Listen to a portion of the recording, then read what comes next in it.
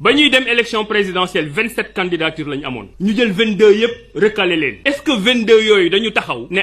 ñun kat dañoo bari doole bu ñu bokkul élection dëkk bi dañ koy taal wala bu ñu bokkul élection climat social bi di dox donc nañ ñu boole est-ce que loolu daf fi amoon ñañu recalé woon Thierno Alassane Sall mii ci la bokk dafa ànd ak dignitéem dem liggéeyuwaat képp kuñ fi recalé parce que loi mi moo la recalé jëlal ànd ak sa dignité nga dem liggéeyuwaat xaar beneen yoon donc yëkkati fi kàddu bu mel noonu déjà yëpp nit ñi la nangu man day Abdourahmane Diouf je ne suis pas dans la logique tey ne damay dem élection dans ces conditions là loolu laa bëgg nit ñi xam ko on a été spoliés de nos droits boo ñu compter suñuy parrainage dafa mat sëkk dañ ñu war a dugalaat ci jeu bi dugal ñu ci game bi. Plusieurs fois élection présidentielle rapidement 63 68 73 78 83 88 93 2000 2007 2012 2019 11 élections présidentielles mësuñu ko randal benn bés.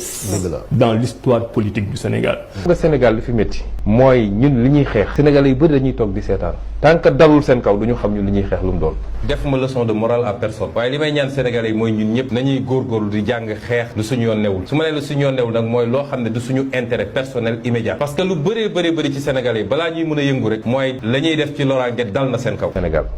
gis nga question yi ñuy xeex du question politique am warul am clivage politique société civile journaliste ñëpp a ci war a jàpp. donc ce n'est pas un combat seulement des candidats spoliés c'est le combat de l'opposition sénégalaise pour que ki nga xam ne dañu ko taayee sur mesure pour mu nekk suñu président du ñu accepter mu nekkee noonu suñu président du ñu ko